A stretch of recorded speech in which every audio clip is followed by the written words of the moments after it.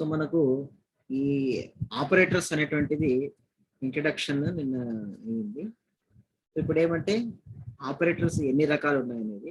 So ప్రతి language లో కూడా ఆపరేటర్స్ ఉంటాయి. సో ఆ ఆపరేటర్ల ద్వారా మనం యొక్క ప్రోగ్రామింగ్ అనేది చాలా ఈజీగా చేసుకుంటామని అంటూ ఉంటాం. సో ఇప్పుడు ఇక్కడ కూడా మనకు 8 వేరియస్ ఆపరేటర్స్ ఇక్కడ మనకు ఉన్నాయి. సో ఇందులో arithmetic operator, relational operator, logical operator, conditional operator, assignment operator, increment are decrement operator, bit wise operator, special operators. So ఇవన్నీ కూడా మీరు ప్రీవియస్ సెమిస్టర్ సి లాంగ్వేజ్ లో నేర్చుకున్నారు. సో అవే ఆపరేటర్స్ మనకు జావా లాంగ్వేజ్ లో కూడా మనకు ఉన్నాయి. సో ఈ ఆపరేటర్స్ 1 by 1 చూద్దాం. సో ఫస్ట్ ఇది arithmetic operators. So arithmetic operator అనేటువంటిది ఏమంటే, సో మ్యాథమెటికల్ రిలేటెడ్ కానీ లేదా ఏమైనా అర్థమెటిక్ ఆపరేషన్స్ మనం చేయాలి అనుకుంటే మనకు డిఫరెంట్ అర్థమెటిక్ ఆపరేటర్స్ ఉన్నాయి. సో ఆ అర్థమెటిక్ ఆపరేటర్స్ ఏమేమంటే important addition, subtraction, multiplication, division and modulo division. So ఈ ఆపరేటర్స్ ఏవైతే ఉన్నాయో సో అర్థమెటిక్ ఆపరేటర్స్ దాంట్లో మనకి ఆపరేషన్స్ అనేటువంటివి చేయాలి. సో ఇవన్నీ కూడా చాలా ఈజీగా చాలా బేసిక్ గా చేస్తాం మనం. సో ప్రతి ఒక్క దానికి ఆపరేటర్ అనగానే అక్కడ మనం ఒక సింబల్ అనేటువంటి దాన్ని యూజ్ చేస్తాం. సో ఆ సింబల్లో ప్లస్ అనేటువంటి సింబల్ మనకు అడిషన్ కోసం వాడతాం. తర్వాత అదే మైనస్ లేదా హైఫన్ అనేటువంటి సింబల్ సబ్స్ట్రాక్షన్ కోసం వాడతాం. మల్టిప్లికేషన్ కోసం అయితే ఇక్కడ మీకు నోట్స్ లో జస్ట్ ఒక ఎక్స్ లాగా ఉంది, ఇంటూ మార్క్ లాగా, బట్ యాక్చువల్ గా అయితే అది ఆస్ట్రిక్ మార్క్ లాగా ఉండాలి. ఇది ఇంటూ కాదు, ఆస్ట్రిక్ అంటే మధ్యలో ఇంకొక గీత కూడా వస్తుంది. సో దాన్ని ఆస్ట్రిక్ సింబల్ అంటాం. సో మల్టిప్లికేషన్ పర్పస్ కోసం. ఇక తర్వాత నెక్స్ట్ డివిజన్. సో డివిజన్ కోసం అయితే స్లాష్ ని వాడతాం. తర్వాత ఇంకోటి ఏమంటే ఇక్కడ ఇది పర్సంటేజ్ సింబల్. సో ఈ పర్సంటేజ్ సింబల్ అంటే దేనికోసం అంటే మాడ్యులో డివిజన్ అని చెప్పేసి చెప్తాం మనం. సో ఈ మాడ్యులో డివిజన్ దేనికోసం అంటే ఇక్కడ డివిజన్ ఉంది కదా ఆల్రెడీ, మళ్ళీ మాడ్యులో డివిజన్ అంటే సో డివిజన్ చేసినప్పుడు రిమైండర్ వస్తుంది, మాడ్యులో డివిజన్ అన్నప్పుడు అంటే కోఎఫిషియంట్. సో ఈ విధంగా మనకు బేసిక్ మ్యాథమెటికల్ ఆపరేటర్స్ లేదా అర్థమెటిక్ ఆపరేటర్స్ అనేటువంటివి ఉన్నాయి. So second one relational operators. So relational operators so మనకు ఈ పేరులోనే రిలేషనల్ అని చెప్తున్నాం. అంటే ఒక వేరియబుల్ కి ఇంకొక వేరియబుల్ కి రిలేషన్షిప్ ఏముంది, సో దానికి ఏ విధంగా రిలేషనల్ గా ఉండేటువంటిదో తెలియజేస్తుంది. కాబట్టి మనం దాన్ని రిలేషనల్ ఆపరేటర్స్ అని చెప్పి చెప్తాం. సో ఈ రిలేషనల్ ఆపరేటర్స్ లో సో మనకు మాక్సిమం సో ఇవన్నీ కూడా ప్రీవియస్ గా మీరు ఏవైతే నేర్చుకొని ఉన్నారో సో అవే వస్తాయి ఆపరేటర్స్. ఇక్కడ మళ్ళీ నేను రిపీట్ చేస్తాను చూడండి. సో ఫస్ట్ ఇది లెస్ దాన్ అన్నప్పుడు ఏమవుతుందంటే ఈ సింబల్ ద్వారా ఒక వేరియబుల్ కి ఇంకో వేరియబుల్ కి మధ్య లెస్ దాన్ ఏముంది అని తెలుసుకోవడానికి. అదే విధంగా ఈ ఆపరేటర్ ఏదైతే ఉందో సో ఈ ఆపరేటర్ ని మనం గ్రేటర్ దాన్ అని చెప్పేసి ఉంటాం మనం. సో దీని ఇక్కడ మీరు రైట్ సైడ్ లో గమనిస్తే ఎగ్జాంపుల్స్ కూడా మనకు ఉన్నాయి ఇక్కడ. సో దీంట్లో నుంచి మనకు 2 వేరియబుల్స్ లో నుంచి పెద్దది ఏది అని తెలుసుకోవడానికి ఇది ఉపయోగపడుతుంది. ఇక తర్వాత మనకి ఇంకోటి ఏముందంటే ఇక్కడ లెస్ దాన్ సింబల్ ఉంది, ఈక్వల్ టు సింబల్ ఉంది. సో లెస్ దాన్ సింబల్ ఉంది, ఈక్వల్ టు సింబల్ ఉంది అంటే దాని అర్థం ఏమంటే లెస్ దాన్ అయినా ఉండొచ్చు లేదా సమానంగా అయినా కూడా ఉండొచ్చు అనడానికి. అదే విధంగా నెక్స్ట్ ఇది ఏముందంటే ఇక్కడ గ్రేటర్ దాన్ సింబల్ ఉంది, ఈక్వల్ టు సింబల్ ఉంది. దీని మనం ఏమంటామంటే greater than or equal to అంటాం. అంటే 2 వేరియబుల్స్ లో పెద్దగన్నా ఉండొచ్చు లేదా సమానంగా ఉండొచ్చు. అదే డబల్ టైం ఇక్కడ ఇస్తున్నాం మనం, ఈక్వల్ టు అనే సింబల్ ని 2 సార్లు ఇస్తున్నాం. సో మనం నార్మల్ గా అయితే దీన్ని మనం వేరియబుల్స్ లో ఇస్తాం చూడండి. So A is equal to 5, B is equal to 5 అని చెప్పేసి అంటాం కదా. సో ఆ A is equal to 5, B is equal to 5 అనేటువంటివి మనకు only single equal to sign వాడతాం. కానీ అది ఇక్కడ ఏమంటే డబల్ ఈక్వల్ టు సైన్ ఉంది. So double equal to sign ఉంది అంటే ఇక్కడ దాని అర్థం ఏమంటే ఈక్వల్ టు అని. కానీ అక్కడ మనం ఏదైతే రాసామో దాన్ని మనం ఏమంటామంటే దాన్ని అసైన్మెంట్ అంటాం. A is equal to 5, B is equal to 5 అని రాస్తే సో ఏలోకి బి అనేటువంటి వాల్యూని అసైన్ చేస్తున్నాం, 5 అనేటువంటి వాల్యూని. అదే విధంగా బిలో కూడా 5 అనేటువంటి వాల్యూని అసైన్ చేస్తున్నాం. సో అటువంటిప్పుడు సింగిల్ ఈక్వల్ టు ని మనం వాడతాం. ఇక్కడ డబుల్ ఈక్వల్ టు వాడాం కాబట్టి దాని అర్థం ఏమంటే సో టూ వేరియబుల్స్ కూడా సమానంగా ఉన్నాయా అని చెక్ చేయడానికి. తర్వాత అదే not equal to. So not equal to అంటే మనకి ఇక్కడ ఆపరేటర్ ఏమొస్తుందంటే సో మీరు నోట్ చేసుకుంటున్నారు కదా. సో ఇక్కడ ఏం రావాలంటే ఎక్స్క్లమేటరీ మార్క్ వస్తుంది. ఇక్కడ ఆశ్చర్యార్థకం అంటాం కదా తెలుగులో. సో ఎక్స్క్లమేటరీ మార్క్ వస్తుంది. ఎక్స్క్లమేటరీ మార్క్ తర్వాత దాని పక్కన ఈజ్ ఈక్వల్ టు సైన్ వస్తుంది. సో దాన్ని మనం ఏమంటామంటే నాట్ ఈక్వల్ టు అని చెప్పేసి అంటాము. తర్వాత అదే ఇప్పుడు నేను ఇంతకుముందు సింగిల్ ఈక్వల్ టు చెప్పాను, డబల్ ఈక్వల్ టు చెప్పాను. ఇక్కడ చూడండి అక్కడ 3 ఈక్వల్ టూస్ ఉన్నాయి ఇక్కడ. సో ఈ 3 ఈక్వల్ టూస్ అంటే అర్థం ఏమంటే దీన్ని మనం ఐడెంటికల్ ఈక్వల్ అని చెప్పేసి అంటాం మనం. కానీ మీరు సిలబస్ లో మాక్సిమం ఈ ఆపరేటర్స్ ఇక్కడ వరకు అక్కడి నుంచి ఇక్కడ వరకు మాత్రమే వాడతారు. సో మిగతావన్నీ ఆపరేటర్స్ మీరు వాడరు కాబట్టి మీకే ప్రాబ్లం. దాని తర్వాత నెక్స్ట్ ఆపరేటర్ కింద. So next operator is logical operator. So మీకు అందరికీ తెలుసు లాజిక్ అంటే ఏమి అనేది. సో లాజిక్ అంటే అర్థం ఏమి, దేనంటారు లాజిక్ అని? ఎవరైనా అన్మ్యూట్ చేసుకొని చెప్పండి. What is the meaning of logic?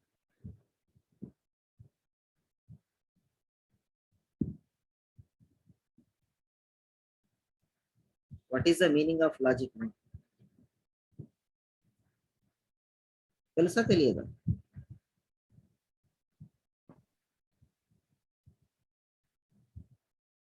So logic ని మనం తెలుగులో తర్కం లేదా తర్కశాస్త్రం అని చెప్పేసి అంటారు.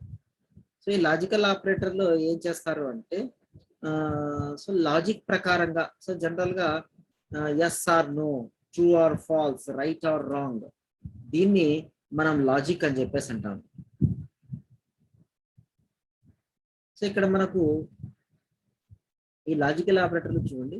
సో మనకి ఇక్కడ ఏమేమి వస్తున్నాయంటే సో ఇక్కడ మీకు సరిగ్గా కనపడకపోవచ్చు. సో ఇక్కడ ఉన్నటువంటి ఆపరేటర్ ఏమంటే అండ్ సింబల్ వస్తుంది, యాంపర్సెంట్ అంటాం కదా మనం. సో ఆ యాంపర్సెంట్ అనేటువంటి సింబల్ ఇక్కడ మనకు ఉంది. సో ఫర్ ఎగ్జాంపుల్ సో నేను ఇక్కడ డ్రా చేయడానికి ట్రై చేస్తాను. చూడండి,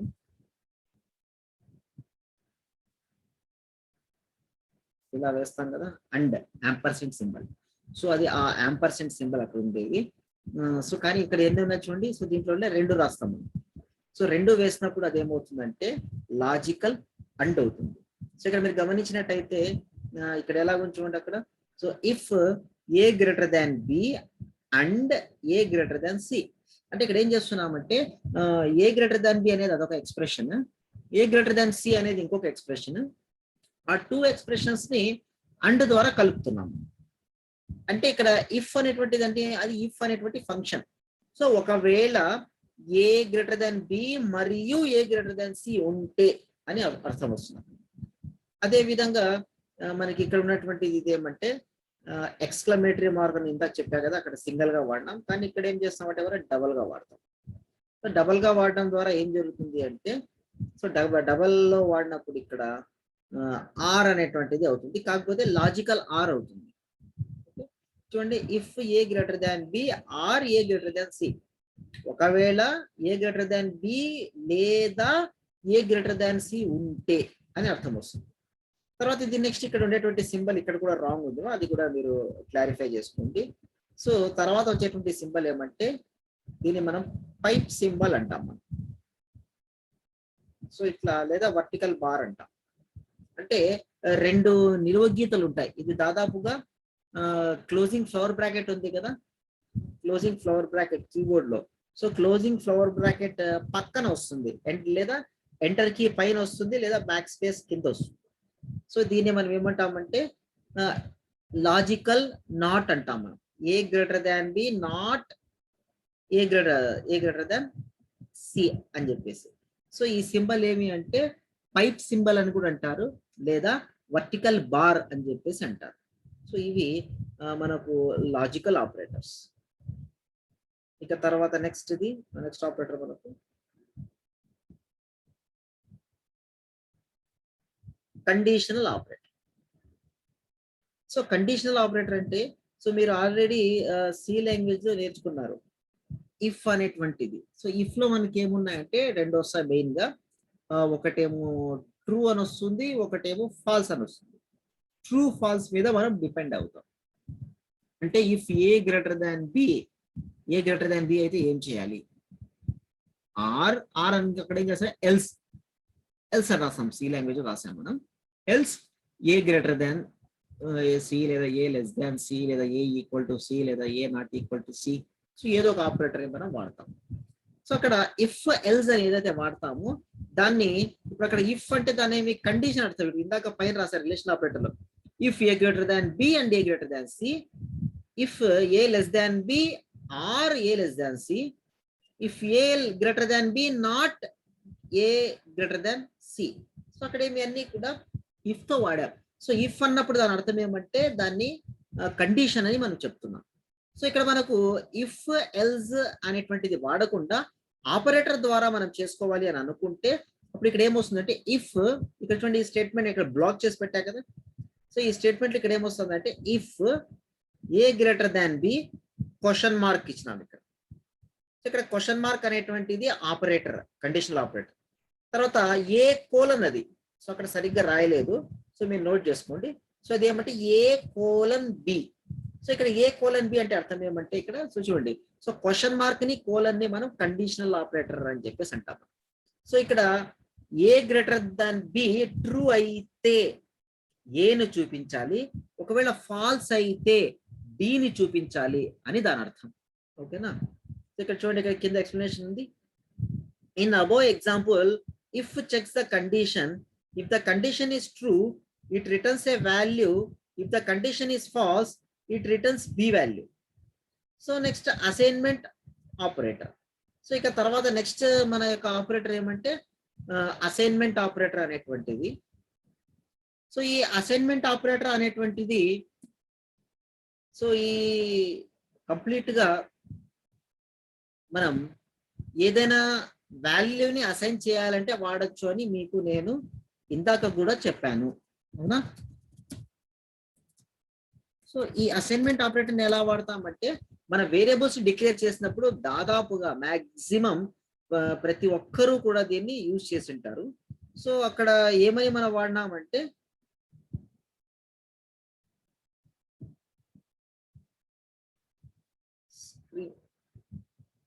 స్క్రీన్ కనపడుతుందమ్మా?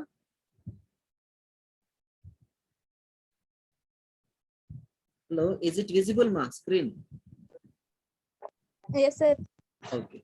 సో అసైన్మెంట్ అంటే ఇందాక నేను చెప్పా కదా, సో ఈజ్ ఈక్వల్ టు అనేటువంటిది సింగిల్ గా ఇచ్చేటువంటి దాన్ని మనం అసైన్మెంట్ అని చెప్పేసి అంటాం మనం.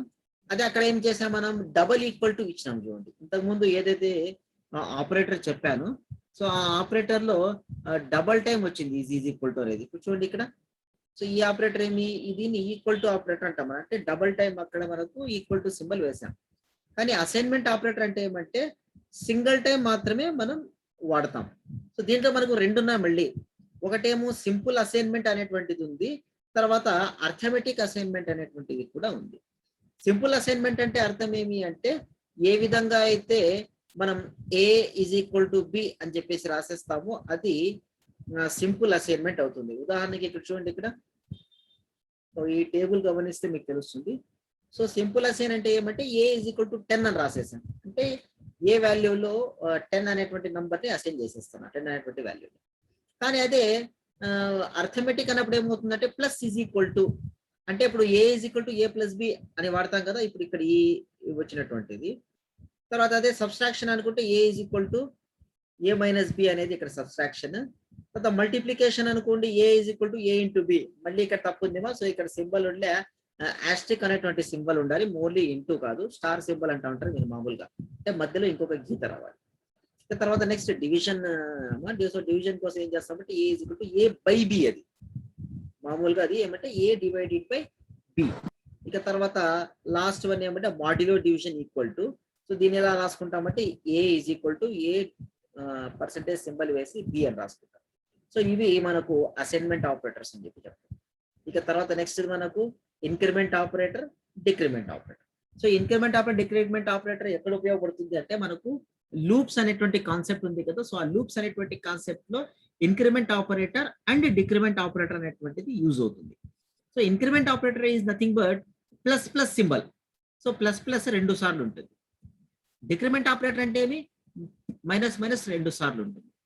తర్వాత నెక్స్ట్ దీంట్లోనే మనకు ఎన్ని రకాలుగా ఉన్నాయంటే టోటల్గా 4 టైప్స్ అని చెప్పేసి చెప్పచ్చు మనం.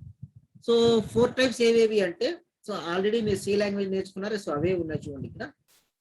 ఈ 4 టైప్స్ లో pre increment, post increment, pre decrement, post decrement.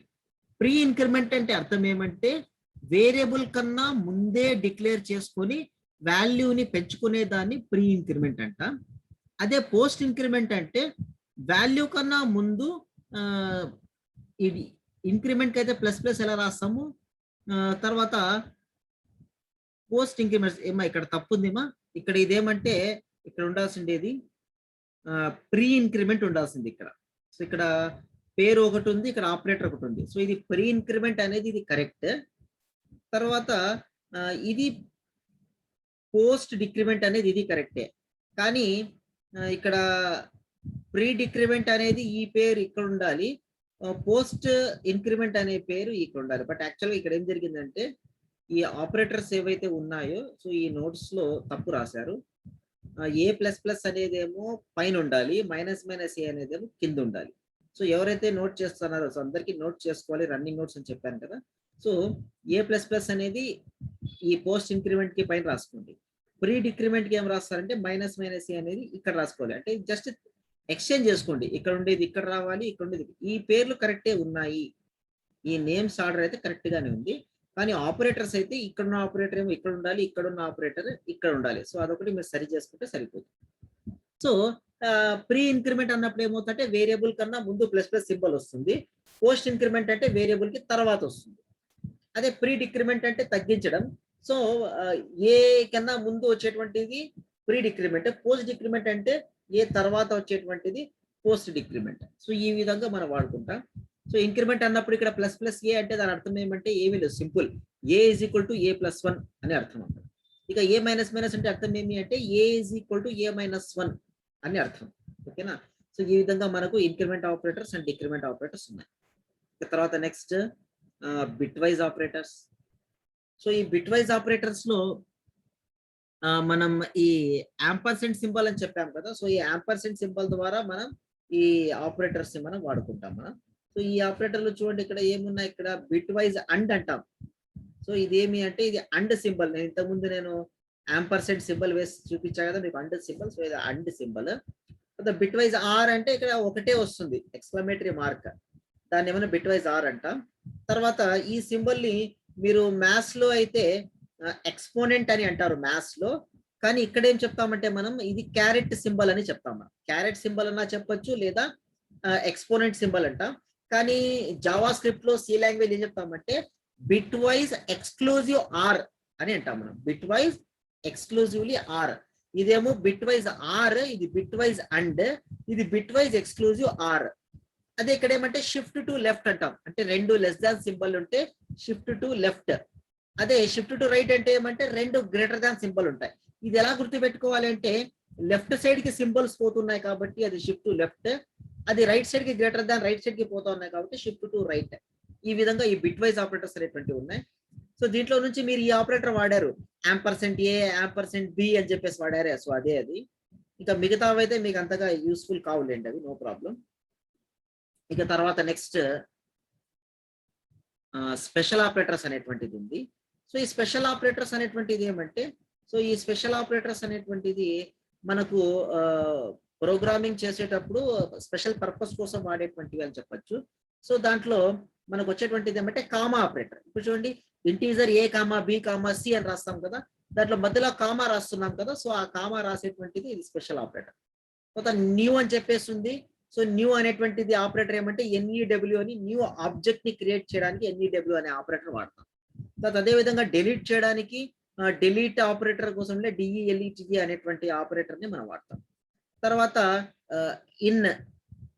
So ఈ ఇన్ ఆపరేటర్ అనేటువంటిది ఏమంటే, సో ఇదేం చేస్తుందంటే మనం ఏదైతే ప్రాపర్టీ ఉందో, సో ఐ మీన్ ఆబ్జెక్ట్ ఉందో ఆ ఆబ్జెక్ట్ కి ప్రాపర్టీ ఉందా లేదా అని చెక్ చేసుకోవడానికి ఈ ఆపరేటర్ అనేది మనకు ఉపయోగపడుతుంది. తర్వాత నెక్స్ట్ అదే విధంగా టైప్ ఆఫ్ ఆపరేటర్ ఉంది. సో టైప్ ఆఫ్ ఆపరేటర్ అనేటువంటిది ఏమంటే ఇది మన యొక్క ఆబ్జెక్ట్ టైప్ ని చెక్ చేస్తుంది. ఓకేనా. సో ఇవి మనకు అందుబాటులో ఉన్నటువంటి డిఫరెంట్ ఆపరేటర్స్ అని చెప్పేసి చెప్పొచ్చు మనకు. సో ఇవి కంప్లీట్ గా ఆపరేటర్స్ ఏవే ఉన్నాయి. సో అన్మ్యూట్ చేసి చెప్పండి ఒకసారి 8 ఆపరేటర్స్ అన్ని కూడా. ఎవరైనా నాకు అన్మ్యూట్ చేసి ఆపరేటర్స్ అన్ని ఒకసారి లిస్ట్ చెప్పండి మా.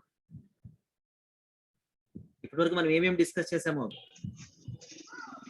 Sir arithmetic operator. yes arithmetic operator, relational operator, logical operator, conditional operator, yes assignment operator, increment decrement operator, bit wise operator, special operator.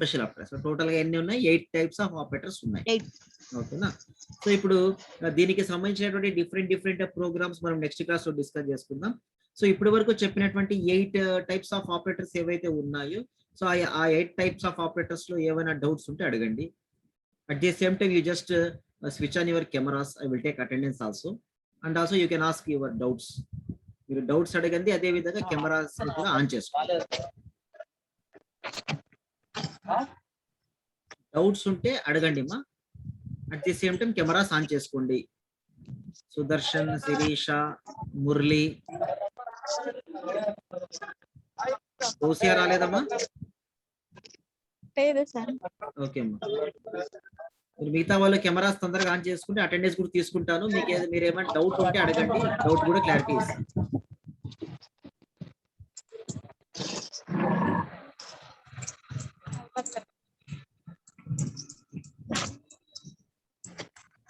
ఏమన్నా మీకు డౌట్స్ ఉన్నాయా? Sudarshan, Murali, Sirisha? No doubt sir.